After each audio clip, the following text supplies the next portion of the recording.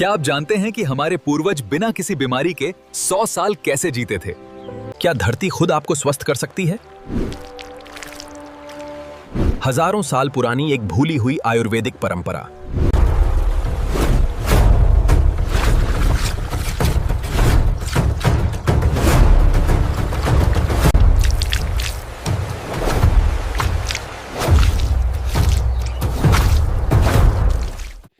नमस्कार साथियों, मैं अटल योगी राज। आज एक ऐसी थेरेपी के बारे में जानेंगे जो एक अनोखी मृदा स्नान है। क्या आप जानते हैं कि एक ऐसी थेरेपी है जो बिना 1 रुपया खर्च किए आपके शरीर को गंभीर से गंभीर त्वचा की बीमारियों को ठीक कर सकती है। एक ऐसी थेरेपी जिससे आपका तनाव चुटकियों में गायब हो सकता है, जो आपके चेहरे पर ग्लो ला सकती है, जो महंगे से महंगे फेशियल भी नहीं दे सकते हैं। जी हाँ, मैं बात कर रहा हूँ मृदा स्नान की, यानी मिट्टी स्नान की।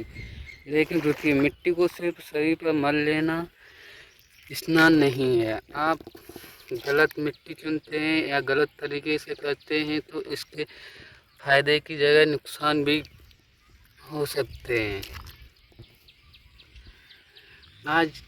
आज के इस 15 मिनट के वीडियो में आपको सिर्फ ज्ञान नहीं दूंगा, बल्कि खुद लाइव आपको मृदा स्नान करके दिखाऊंगा। हम जानेंगे कि इसके चमत्कारी फायदे क्या हैं, इसके पीछे का विज्ञान क्या है, और सबसे ज़रूरी, घर पर मृदा स्नान करने का बिल्कुल सही तरीका क्या है। वीडियो के आखिरी 5 मिनट में मैं एक ऐसी खास बताऊंगा जिसके बिना यह स्नान अधूरा है, इसलिए वीडियो को अंत तक जरूर देखिएगा। दोस्तों, हमारा शरीर 5 तत्वों से मिलकर बना है। नंबर 1, पृथ्वी, जल, अग्नि, गगन और वायु। इसमें सबसे पहला और सबसे मजबूत तत्व पृथ्वी है। जब हम बीमार होते हैं तो इसका मतलब है कि हमारे शरीर का पृथ्वी से संपर्क टूट रहा है। प्रकृति चिकित्सा में मृदा स्नान को एक महा औषधि माना गया है। मिट्टी में मौजूद मिनरल जैसे मैग्नीशियम, कैल्शियम, सल्फर और जिंक हमारी त्वचा के जरिए शरीर के अंदर जाते हैं। यह हमारे शरीर के तापमान को कंट्रोल करती है और शरीर के अंदर जमी हुई गंदगी यानी टॉक्सिन्स को चुंबक की तरह बाहर खींचती है। अब हम जानेंगे मृदा स्नान के चमत्कारी लाभ। नंबर 1, त्वचा रोगों से परमानेंट छुटकारा।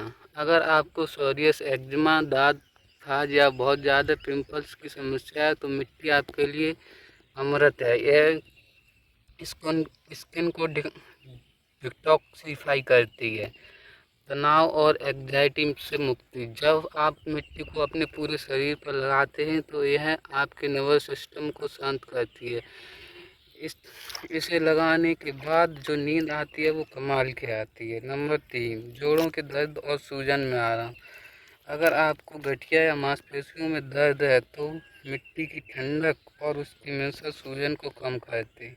पाचन तंत्र में सुधार। पेट पर मिट्टी की पट्टी या लेप लगाने से कब्ज और पेट की गर्मी शांत होती है। अब हम जानेंगे मृदा स्नान कैसे करें। चलिए दोस्तों, अब आते हैं सबसे रोमांचक हिस्से पर। अब मैं आपको लाइव करके दिखाता हूँ मृदा स्नान कैसे किए जाते हैं। इसके 3 स्टेप है। सबसे पहले मिट्टी का चुनाव और तैयारी। तो साथियों, अब हम देखेंगे कि मिट्टी कैसे तैयार करें। तो सबसे पहले हम छोटी छोटी घास वगैरह, जो कूड़ा वगैरह है, वो ज़मीन से हटा लेंगे, साफ़ कर लेंगे ज़मीन को, जिससे कि गंदगी वगैरह होती है वो एक तरफ हो जाए।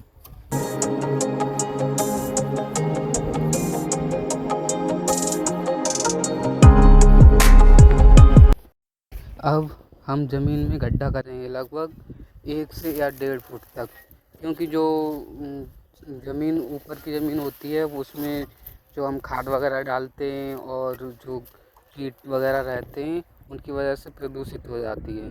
तो लगभग 1 फुट का गड्ढा करेंगे।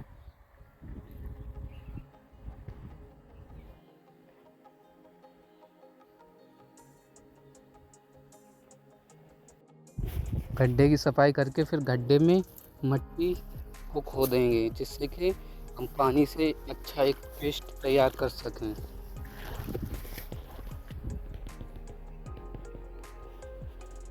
ये मिट्टी तैयार हो रही है। यहाँ पे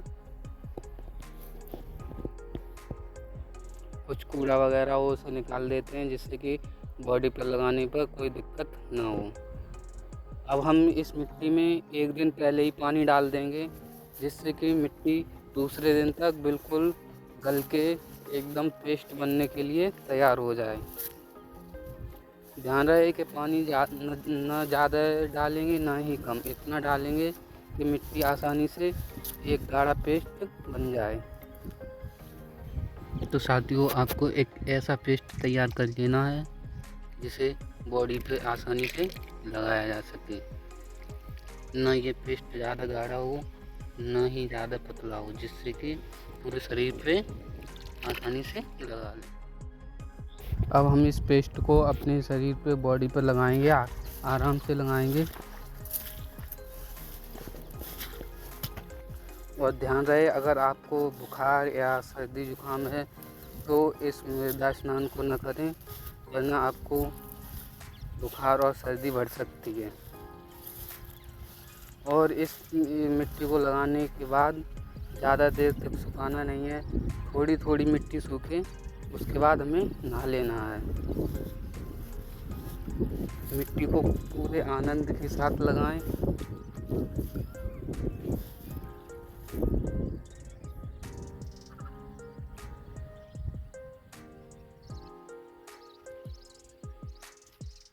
खूब अच्छे से बॉडी पे, पूरी बॉडी पे मिट्टी को लगाना है।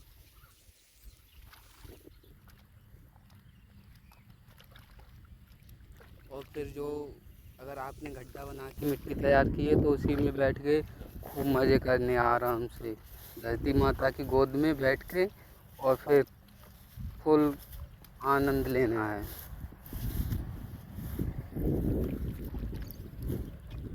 और अगर आप चाहें, आप ध्यान के शौकीन हैं, तो अब हम मिट्टी को पूरी तरह सूख जाने देंगे। जब ये मिट्टी का लेप पूरी तरह सूख जाएगा तो हम इसे गर्म पानी, गुनगुने पानी या नॉर्मल पानी से धोएंगे और नहाएंगे। ध्यान रखना है कि हमें किसी भी प्रकार से साबुन या शैम्पू का उपयोग नहीं करना है। अगर हम साबुन या शैम्पू का उपयोग करते हैं तो हमें फिर इसका फ़ायदा नहीं होगा।